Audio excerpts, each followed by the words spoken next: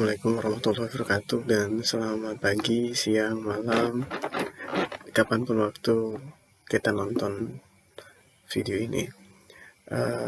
Saya akan melanjutkan tentang penjelasan kedua, bagian kedua, wirausaha kerajinan dari bahan limbah berbentuk bangun datar untuk kelas 11 SMA, jenjang SMA. Saya akan lari ke masih ke bagian perencanaan. Sumber daya yang dibutuhkan 6 tipe sumber daya. 6 tipe sumber daya itu terbagi atas 6. Yang pertama man, yang kedua many, yang ketiga material, yang keempat machine, yang kelima method, dan yang keenam market. Saya akan menjelaskan bagian yang paling utama, yaitu man. Man itu manusia. Dalam pendekatan ekonomi, sumber daya manusia adalah salah satu faktor produksi selain tanah, modal, dan keterampilan. Jadi, manusia ini adalah salah satu faktor produksi. Jadi, tanpa manusia tidak akan ada produksi. Manusia merupakan unsur manajemen yang penting dalam mencapai tujuan perusahaan. Jadi, kalau seandainya tidak ada manusia, perusahaan belum tentu bisa jalan. Karena kalau seandainya perusahaan jalan menggunakan mesin pun, pasti ada atasan atau ada mekanik yang juga manusia. Yang berikutnya adalah money atau uang, merupakan salah satu unsur yang tidak kalah pentingnya. Besar kecilnya hasil kegiatan dapat diukur dari jumlah uang yang beredar dalam perusahaan. Jadi maksudnya itu modal, kemudian penggunaan keuangan dalam pembelian material, perawatan mesin, itu adalah salah satu hal penting atau jumlah uang yang beredar di perusahaan. Nah, keuntungan juga masuk ke dalam uang yang beredar dalam perusahaan. Oleh karena itu, uang merupakan unsur yang paling penting untuk mencapai tujuan perusahaan, karena segala sesuatu harus diperhitungkan secara rasional. Jadi benar-benar harus teliti. Jadi jangan sampai ada sesuatu yang terlewatkan dalam sebuah perhitungan keuangan. Apabila kalau seandainya pada saat kita menjalankan sebuah wirausaha atau usaha, dan kemudian kita melihat bahwa uang tersebut tidak mencapai tujuan perusahaan, ya alangkah lebih baiknya bahwa usaha tersebut kita hentikan atau kita evaluasi, dan kemudian baru kita jalankan kembali. Yang ketiga adalah material. Perusahaan umumnya tidak menghasilkan sendiri bahan mentah yang dibutuhkan, tetapi membeli dari pihak lain. Biasanya seperti ini ya. Kalau usaha yang besar memang terkadang bahan mentah itu tidak diproduksi sendiri. Contohnya seperti minyak kelapa sawit. Perusahaan kelapa sawit itu tidak menyediakan bahan mentahnya. Jadi diambil dari petani, kemudian dijual di perusahaan, dibeli oleh perusahaan, kemudian diolah. Tetapi membeli dari pihak lain. Untuk itu, manajer atau manajemen perusahaan berusaha untuk memperoleh bahan mentah dengan harga paling murah. Nah, ini adalah prinsip dari usaha. Jadi cari harga barang paling murah menggunakan cara pengangkutan yang murah. Jadi juga pengangkutan yang murah itu penting, dan membuat proses pengolahan seefisien mungkin. Jadi tidak boleh ada boleh ya, tapi diminimalisir kesalahan-kesalahan, atau pada saat proses ada beberapa bahan yang terbuang sia-sia. Nah, itu yang tidak efisien. Jadi memang benar-benar harus diolah secara efisien. Selanjutnya adalah mesin. Mesin itu adalah memiliki peran penting dalam proses produksi. Jadi tanpa mesin pun tidak bisa kita melakukan produksi, kecuali kalau seandainya usahanya kecil menengah. Kecil menengah. Kalau seandainya udah usaha besar, tanpa mesin kita tidak bisa melakukan produksi. Setelah evolusi industri, banyak pekerjaan manusia yang digantikan oleh mesin. Contohnya seperti sekarang ini, bahkan ada beberapa toko di Jepang, ya saya sebut negaranya, di Jepang sana, pembuatan sushi itu udah menggunakan robot sekarang. Jadi tidak menggunakan tangan manusia. Imbasnya pasti pada sumber daya manusia, itu pasti akan semakin menurun di bidang usaha. Jadi ada plus, ada minusnya juga. Kalau seandainya pekerja pasti nanti akan lelah, tapi kalau seandainya mesin selama masih dirawat, dia akan bekerja dengan baik. Banyaknya mesin baru yang ditemukan oleh para ahli memungkinkan peningkatan produksi sangat tinggi.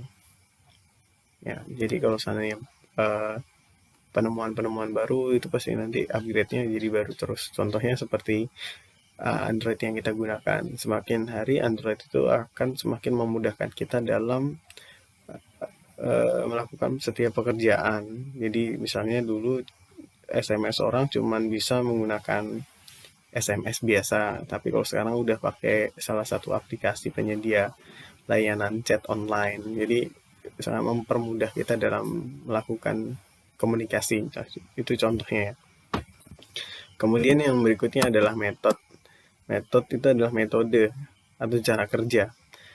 Sangat dibutuhkan agar mekanisme kerja berjalan dengan efektif dan efisien. Ini sangat penting dalam sebuah usaha. Apabila mekanisme pekerjaan tidak berjalan dengan efektif dan efisien, tentunya itu akan mempengaruhi dari sebuah perusahaan. Semakin efektif sebuah mekanisme pekerjaan, maka akan semakin efisienlah waktu yang akan diberikan di situ. Metode pekerjaan yang sesuai dengan kebutuhan perusahaan, baik yang menyangkut proses produksi maupun administrasi, tidak terjadi begitu saja, melainkan memerlukan waktu yang lama.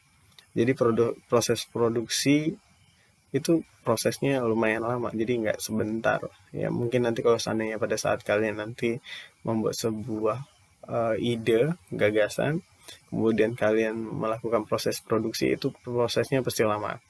Kemudian nantinya saya akan meminta kalian untuk melakukan sebuah pelaporan. Nah, pelaporan itu yang dinamakan dengan administrasi. Nah, pembuatan administrasi itu bukan sesuatu yang cepat langsung jadi, pasti akan sangat lama gitu. Kalian harus memperhitungkan segala hal, keuangan, kemudian proses, kelemahan, menggunakan analisis SWOT, nantinya kelemahan, kekuatan dari luar dan dari dalam. Nah, contohnya seperti itu nanti. Selanjutnya yang bagian paling penting dalam sumber daya usaha itu adalah market. Penguasaan pasar dalam hal menyebarkan hasil produksi merupakan faktor penentu dalam sebuah perusahaan. Jadi penguasaan pasar itu sangat penting. Apabila kita tidak bisa menguasai pasar, maka usaha kita penjualan kita atau produksi kita tidak bakal bisa dibeli oleh konsumen. Jadi harus benar-benar paham tentang penguasaan pasar. Agar pasar dapat dikuasai, kualitas barang harus sesuai dengan selera konsumen. Jadi kalau seandainya nanti nggak sesuai dengan selera konsumen, yang tidak akan dilirik sama konsumen. Misalnya konsumen pengen barangnya dengan warna hijau misalnya, kita jual dengan warna hitam, ya kemungkinan besar untuk dia beli itu akan sedikit kecil. Kemudian selera yang lainnya, misalnya saat ini orang lagi hobi main layang-layang misalnya ya. Nah, ternyata kamu malah jual sesuatu yang berbau misalnya perahu-perahuan atau semacamnya yang mungkin tidak disukai oleh konsumen, ya mungkin konsumen tidak akan membeli.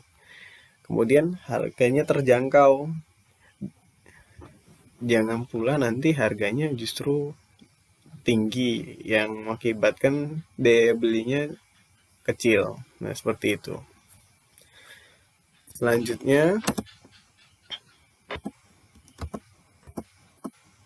nah, di sini maksud dan tujuan adanya administrasi adalah tugas administrasi adalah mencatat data-data transaksi, bisnis, keuangan, produksi, persediaan produksi, dan lain-lain. Adapun maksud dan tujuannya adalah memonitor kegiatan administrasi perusahaannya, kemudian mengevaluasi kegiatan-kegiatan pengorganisasian perusahaannya, menyusun program pengembangan usaha dan kegiatan pengorganisasian perusahaannya, kemudian mengamankan kegiatan usaha dan organisasi perusahaan. Monitoring itu artinya melihat kegiatan administrasi. Jadi kita lihat pelaporan-pelaporan yang ada di perusahaan. Setelah kita melihat, pasti kita akan melakukan evaluasi dari kegiatan-kegiatan perusahaan tersebut. Nah, kalau misalnya setelah sudah evaluasi itu kita nilai apakah dilanjutkan usahanya atau akan ada perbaikan-perbaikan tertentu yang akan kita lakukan untuk memperbaiki perusahaan. Setelah itu menyusun program pengembangan usaha. Nah, disusun lagi kegiatannya.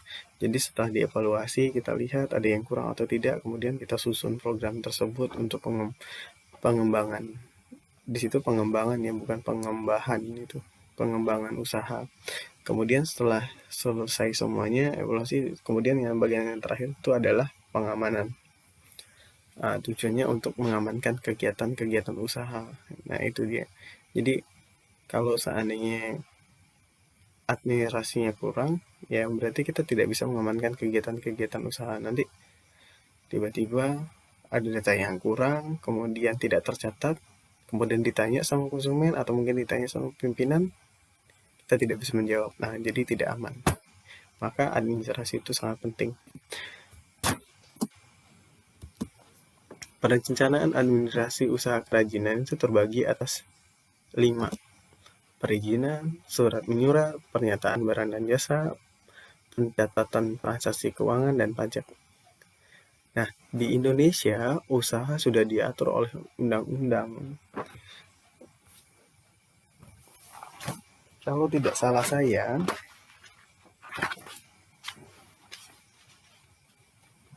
itu masuk ke dalam peraturan daerah dan peraturan di Departemen Perdagangan serta Departemen Instansi yang terkait di bidang usaha yang dijalankan. Jadi banyak sekali tergantung sama bidang usaha yang kamu jalankan. Misalnya bidang usahanya di bidang perikanan. Nah, di bidang perikanan itu udah ada aturan perundang-undangannya sendiri. Seperti itu. Surat usaha yang harus disiapkan ketika akan membuka sebuah usaha adalah yang pertama adalah surat izin gangguan atau HO dan surat izin tempat usaha atau situ.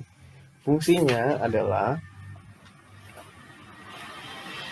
kedua surat ini dikeluarkan oleh pemerintah daerah. Beberapa manfaat yang dapat diperoleh dari situ HO ialah mempermudah proses permohonan surat izin usaha perdagangan, yaitu yang nanti dijadikan sebagai bagian surat izin kedua. Kemudian dapat menjadi sarana untuk meminta ganti rugi apabila tempat usaha mengalami penggusuran atau perpindahan lokasi. Jadi segala bentuk kerugian itu akan ditanggung oleh pemerintah yang mengizinkan. Memperoleh jaminan perlindungan keamanan, misalnya kalau seandainya kecurian atau semacamnya. Dapat digunakan sebagai jaminan pinjaman modal di bank. Nah, ini sangat penting bagi kita yang pengen membuat usaha mikro atau usaha kecil menengah. Dengan menggunakan surat izin gangguan HO dan surat izin tempat usaha, itu sudah cukup untuk kita meminjamkan uang khusus untuk UMKM. Nah, selanjutnya yang berikutnya yaitu surat izin usaha perdagangan. SIUP ini adalah surat izin untuk dapat melaksanakan kegiatan usaha perdagangan. Untuk memperoleh SIUP, perusahaan harus mengisi surat permohonan SIUP, yaitu berupa formulir permohonan izin yang diisi oleh perusahaan yang memuat data-data perusahaan memperoleh izin usaha perdagangan kecil, menengah, dan besar. Jadi ini sangat penting dalam proses kita membuat sebuah usaha. Jadi kalau seandainya kita takut, ya kita gunakan ini dulu, kemudian nanti baru kita ajukan asuransi perusahaan. Kita lanjut ke bagian yang kedua, bagian surat menyurat. Kegiatan surat menyurat adalah salah satu kegiatan dalam bentuk hubungan pihak lain. Maksudnya itu kita berhubungan dengan pihak lain, yaitu terkait dengan misalnya klien kita, pelanggan kita, kemudian pemasok kita. Nah, itu salah satunya. Jenis surat yang digunakan adalah surat niaga. Nah, surat niaga itu terbagi atas berbagai jenis. Di sini yang pertama adalah surat perkenalan, yang kedua ada surat permintaan penawaran, surat penawaran, surat pemesanan, surat pemberitahuan pengiriman barang, surat pengaduan, dan yang terakhir surat pengiriman pembayaran. Nah, lanjut ke materi yang ketiga, pencatatan barang atau jasa. Secara umum, bukti transaksi perusahaan itu terbagi atas dua, yaitu bukti transaksi internal yang terbagi atas dua. Yang internal adalah bukti transaksi yang dibuat oleh dan untuk internal perusahaan. Jadi bukti ini hanya dipegang oleh beberapa orang yang ada di internal atau di dalam perusahaan. Bukti yang pertama adalah bukti kas masuk, yaitu tanda bukti bahwa perusahaan telah menerima uang secara tunai, misalnya pembayaran tagihan dari perusahaan lain. Misalnya itu uang masuk, kalau seandainya kita anggapannya uang jajan. Jadi uang jajan kita berapa gitu, yang udah dikasihin sama orang tua, nah itulah uang jajannya. Nah, itu bukti kas. Nah, itu dicatat dalam usaha. Kemudian yang berikutnya adalah bukti transaksi internal. Bukti transaksi internal adalah bukti transaksi yang berhubungan dengan pihak luar. Bukti transaksi internal ini terbagi atas 6 bagian. Nah, di sini ada 6. Yang pertama adalah faktur. Faktur yaitu tanda bukti pembelian dan penjualan secara kredit. Faktur dibuat oleh penjual dan diberikan kepada pihak pembeli. Kemudian, kwitansi. Kwitansi adalah bukti penerimaan sejumlah uang yang ditandatangani oleh penerima uang dan diserahkan kepada yang membayar sejumlah uang tersebut. Nah, ketika yang kwitansi ini sering kita dapati contohnya ketika kalian melakukan PPDB atau pembayaran yang bersifat mengetahui sekolah atau orang tua. Yang berikutnya adalah nota, yaitu bukti atas pembelian sejumlah barang secara tunai. Nota oleh pedagang dan diberikan kepada pembeli. Nah, ini nota itu kalau seandainya kalian masuk ke organisasi, kalian akan tahu nota itu seperti apa.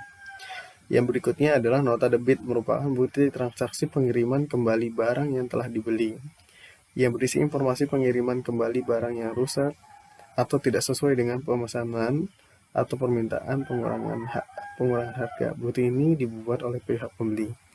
Nah, misalnya kita melakukan sebuah transaksi jual beli dan kita adalah seorang pengusaha atau pengrajin. Kemudian nggak usah pengrajin, misalnya kalian memesan sebuah baju. Bajunya ukurannya seharusnya M, tapi yang datang malah XL. Kebanyakan seperti itu. Nah, itu kalian bisa melakukan nota debit. Nanti nota debit itu dikirimkan lagi kepada penjualnya, kemudian nanti akan dikirim kembali. Nota kredit merupakan bukti transaksi penerimaan kembali barang yang telah dijual atau bukti persetujuan dari pihak penjual atas permohonan pembeli untuk pengurangan harga barang karena sebagian barang rusak dan tidak sesuai dengan pemesanan. Bukti ini dibuat oleh pihak penjual. Nah, jadi kalau seandainya udah selesai tadi, udah dikirim, nah dikirim lagi sama penjualnya, nah itu nota kredit namanya.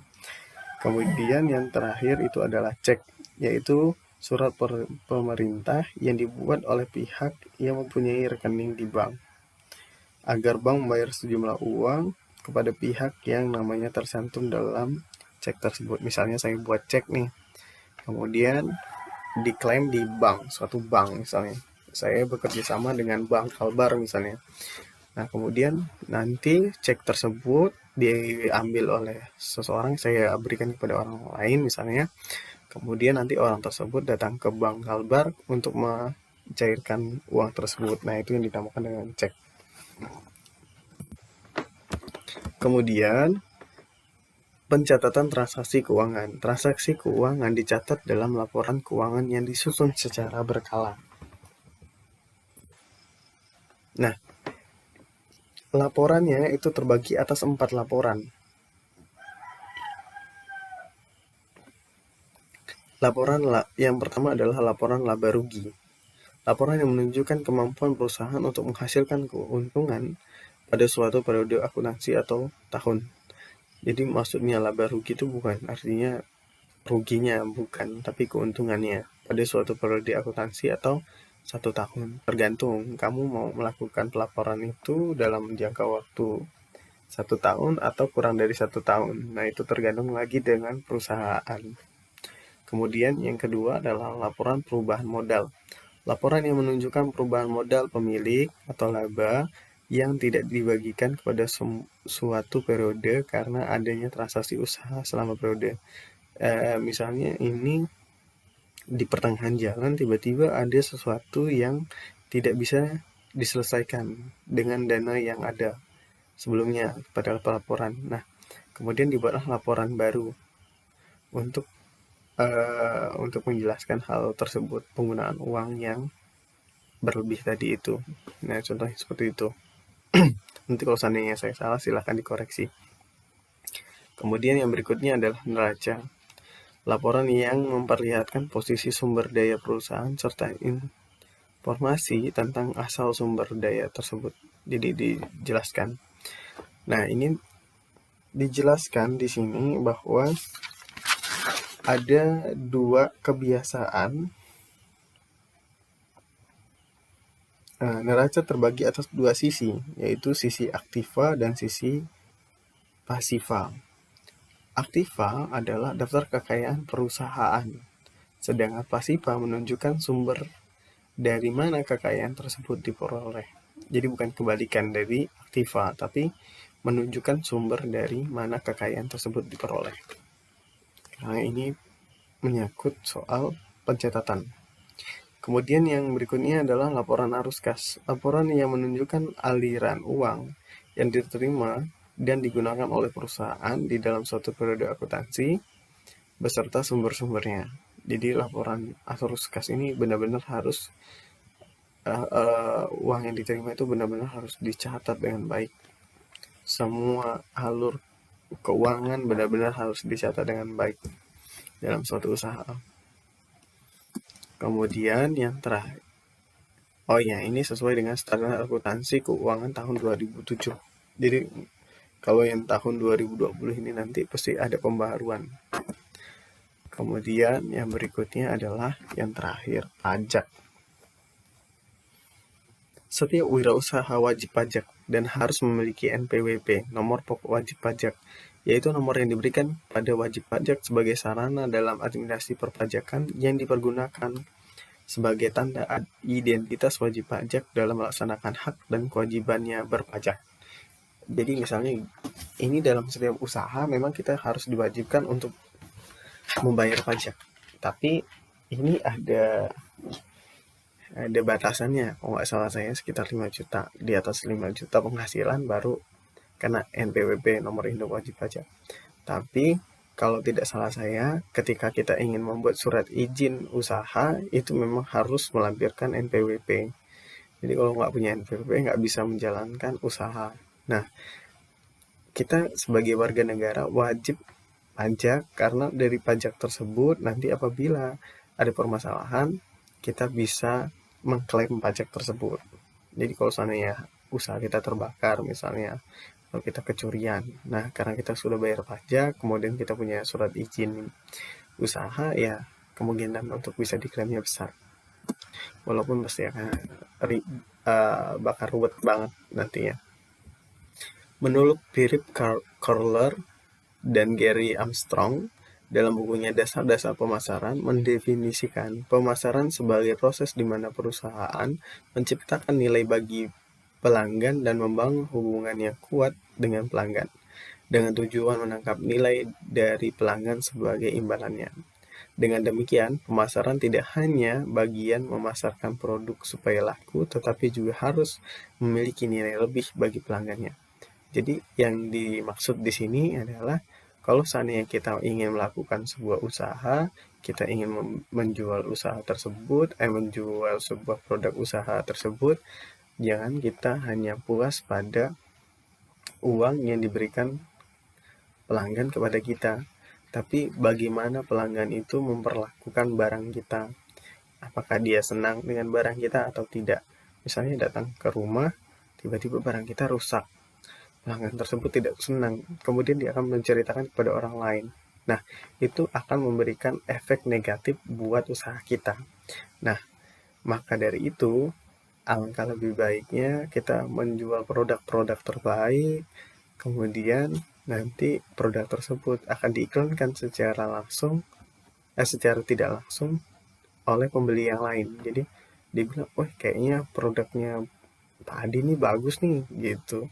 Kemudian nanti dari sana muncul satu-satu dan itu iklan secara gratis. Istilahnya seperti itu.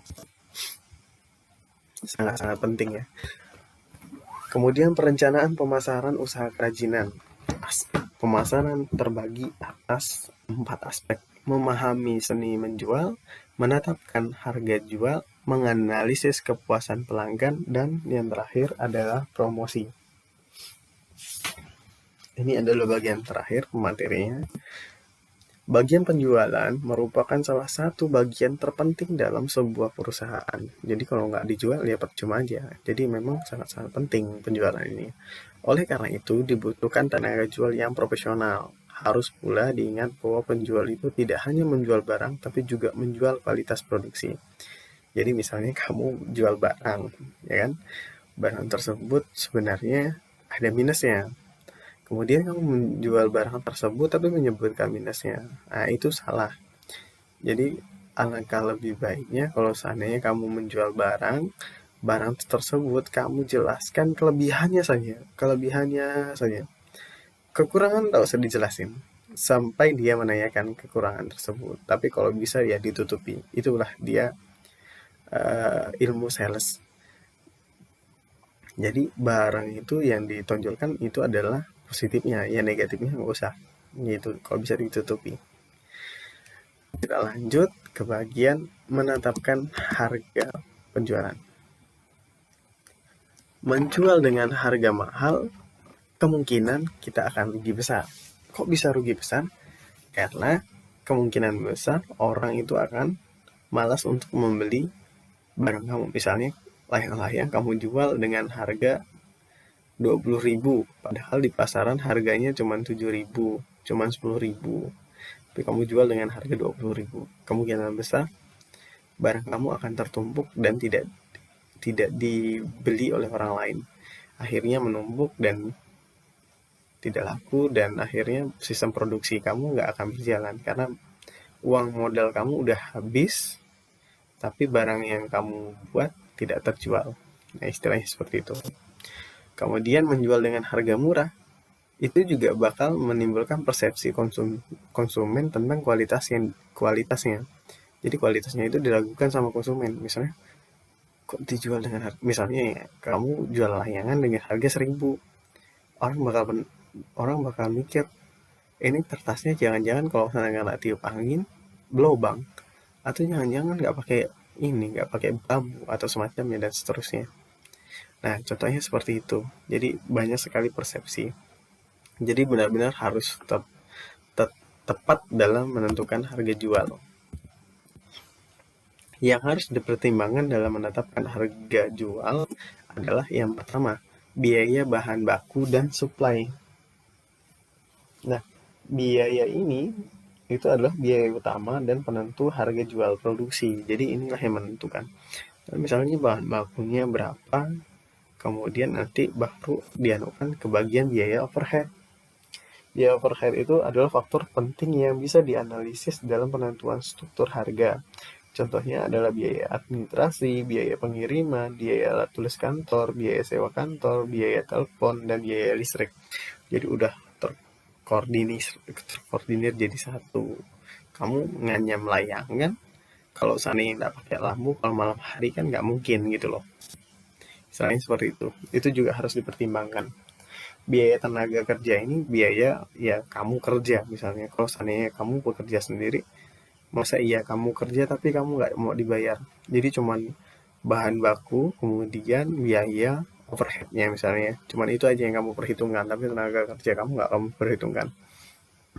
Bagus, tapi akan merugi. Kamu bakalan rugi dari situ karena biaya tenaga kerja inilah yang bakal menjadi plus atau keuntungan buat kamu nantinya. Nah, untuk menentukan harga jual sebuah produk, maka perlu mengetahui soal total biaya atau total cost-nya yang dibutuhkan. Biaya total sama dengan total biaya bahan baku, total biaya overhead, dan total biaya tenaga kerja. Nah, itulah biaya total. Kemudian, kamu bakal melihat nih biaya totalnya berapa. Nah, setelah itu baru kamu bakal dongkrak harga tersebut sesuai dengan harga pasaran misalnya, atau lebih tinggi sedikit dari harga pasaran. Itu bisa seperti itu. Nah, penentuan harga jual produk juga dapat ditentukan dengan 3 cara. Nah, ini yang saya jelaskan tadi. Yang pertama, harga berdasarkan harga pasar. Market basic price. Nah, maksudnya ini berdasarkan harga pasaran. Nah, kalau seandainya misalnya harga layangan 7.000, kamu jual 10.000, 20.000, itu salah. Jadi harus sesuai dengan harga pasaran, walaupun beda, tidak boleh beda jauh gitu loh. Kamu bisa jual 7.500 atau 8.000 atau 6.500. Jadi perbedaannya tidak harus terlalu besar. Karena kalau semakin terlalu besar itu orang akan lari dari kamu gitu loh. Dan kamu bakal dibenci oleh beberapa usahawan yang lain yang membuka usaha yang sama seperti kamu. Makanya yang sangat penting untuk harga pasar. Yang berikutnya adalah harga berdasarkan biaya. Nah, biaya ini yang tadi yang dijelasin sebelumnya. Jadi harus sesuai dengan biaya bahan baku, kemudian overhead, dan biaya tenaga kerja. Nah, itu yang dimaksudkan dengan cost basic price. Nah, yang terakhir adalah berdasarkan titik impas, break even point basic price. Nah, ini merupakan ini merupakan titik impas ini maksudnya tuh nggak lebih nggak kurang gitu loh, sesuai dengan ininya, harga pasarnya, biayanya juga seperti itu. Kemudian kepuasan pelanggan adalah tingkat perasaan seseorang setelah membandingkan kinerja produksi atau hasil yang bisa dirasakan dengan sesuatu yang diharapkan. Jadi misalnya kamu mengharapkan sesuatu misalnya kan, kemudian tidak sesuai dengan harapan, itu pasti bakal menyakitkan. Tapi kalau seandainya sesuai dengan harapan, pasti itu akan menjadi hal yang menyenangkan buat kamu. Nah, itu juga yang terjadi apabila pelanggan menyukai sesuatu yang kamu buat atau usaha yang kamu buat. Yang berikutnya adalah metode yang biasa digunakan untuk mengukur tingkat kepuasan pelanggan. Yang pertama adalah sistem keluhan dan saran. Misalnya kamu nanya sama atau mendengar seseorang, misalnya dia mengeluhkan, aduh barangnya ini kayak gini ini ya. Nah, itu kamu bakal ngeliat, oh kayaknya orang ini nggak puas. Nah, sarannya misalnya, oh ini bagus nih, cuman kayaknya di bagian ini harus ditambah ini ya. Itu saran, dan dia juga senang dengan barang yang kamu buat. Yang kedua adalah survei kepuasan pelanggan secara berkala. Ini juga penting kalau untuk yang usaha besar, tapi kalau untuk kita usaha kecil, survei ini terlalu berat karena memerlukan biaya yang cukup besar dan waktu yang cukup lama. Yang terakhir ada ghost shopping dan mystery shopper. Cara ini adalah merupakan memperkerjakan orang untuk berpura-pura menjadi pembeli. Orang ini akan melaporkan hal-hal positif dan negatif dari pelayanan serta memanfaatkan dari sebuah produk. Jadi maksudnya dia itu ikut pembeli, sama kayak pembeli, tapi dia itu menunjukkan, oh ini bagus, ini saya kemarin beli di sini nih bagus. Nah, misalnya seperti itu contoh dari ghost shopping. Kita lanjut ke bagian materi yang terakhir, yaitu promosi. Promosi adalah salah satu aktivitas yang dilakukan perusahaan guna mengkomunikasikan, mengenalkan, dan mempopulerkan pada pasar sasaran. Jadi promosi ini tujuannya adalah mengkomunikasikan sebagai jembatan, mengenalkan, dan mempopulerkan. Jadi setelah udah ngenalin, harus juga dipopulerkan. Itu teknik promosi. Ada 6 kegiatan dalam rencana yang bisa dilakukan untuk mengkomunikasikan produk kita, yaitu yang pertama penjual personal atau personal selling. Yang kedua itu adalah iklan atau advertising. Yang ketiga adalah promosi penjualan atau sales promotion. Yang keempat ada publication atau publikasi. Yang kelima adalah sponsorship. Yang keenam ada komunikasi di tempat konsumen yang akan membeli. Point of purchase. Ya, itulah dia bahasanya. Jadi itu teknik-tekniknya. Kamu bisa menjual secara sendiri, atau kamu bisa mengiklankan, atau bisa menggunakan promosi penjualan atau sales. Jadi kamu bayar orang untuk menjual barang kamu. Publikasi, kamu bisa menggunakan publikasi secara online atau offline, bisa menggunakan iklan, hampir mirip. Kemudian menggunakan sponsorship, kamu menjalin kerjasama dengan perusahaan lain. Yang keenam adalah komunikasi di tempat konsumen yang akan menjadi pembeli. Kamu datang ke sana, kemudian kamu menyampaikan. Nah, nanti biarkan mereka yang menyampaikan iklan tersebut kepada orang lain. Saya lanjut ke bagian tugas. Silahkan cari kelompok kalian masing-masing, lalu kunjungi salah satu usaha produksi kerajinan dari bahan limbah. Kalau kalian tidak menemukan, silahkan cari wirausahawan apa saja, usaha silo, warung sayur, warung pulsa, warung sembako, tempat cuci motor, bengkel, atau tempat nongkrong. Lakukan wawancara dengan pengusaha tersebut tentang ide dan peluang usaha yang telah dilakukan. Pokoknya wawancara aja. Lakukan wawancara tentang sumber daya yang dibutuhkan dalam usaha tersebut. Sumber dayanya apa-apa aja, misalnya keuangan, manusia, berapa jumlahnya, dan segala macam. Tanyakan tentang perencanaan administrasi usaha kerajinan. Nah, ini maksudnya modal awal. Tanyain modal awal. Nggak usah sampai detail. Ringkasnya saja. Misalnya, Pak, untuk pembuatan ini berapa ya yang Bapak butuhkan? Misalnya 5 juta. 5 juta tuh apa-apa aja ya, Pak ya? Nggak usah kayak gitu. Udah cukup sampai 5 juta aja. Nanti takutnya dia malah risih dengan pertanyaan kamu.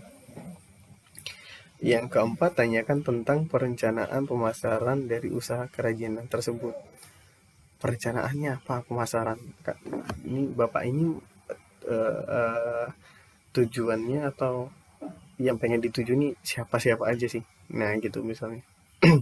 Kemudian diskusikan kelompok dan presentasikan di depan HP menggunakan baju seragam sekolah rapi.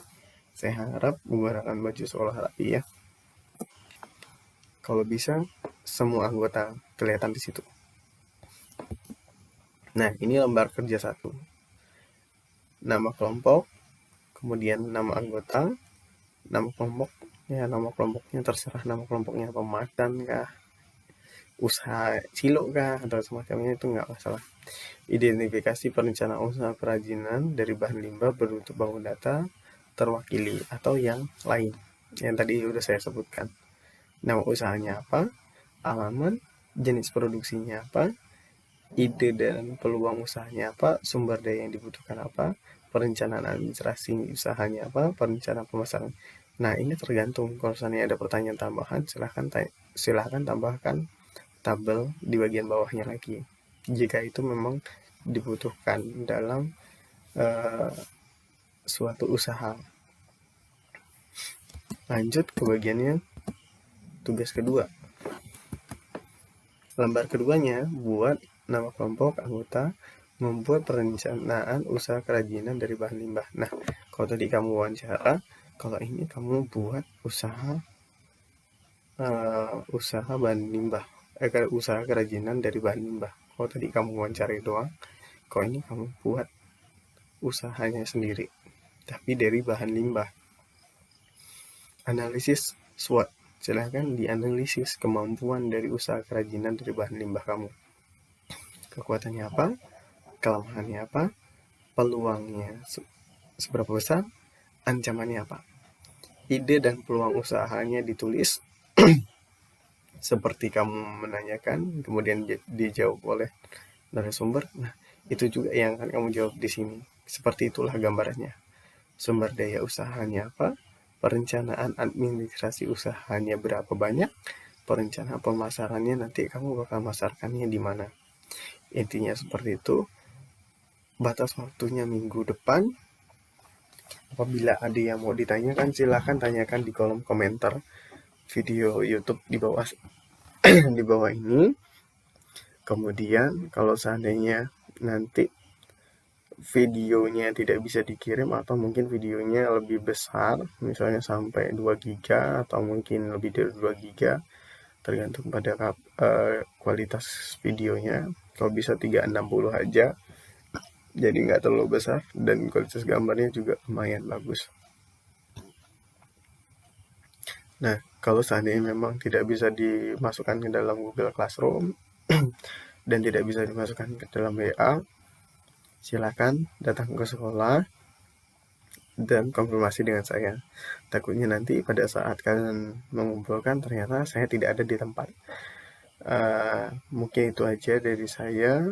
Jika ada yang ditanyakan silakan tulis komentar di bawah. Itu saja yang bisa saya sampaikan.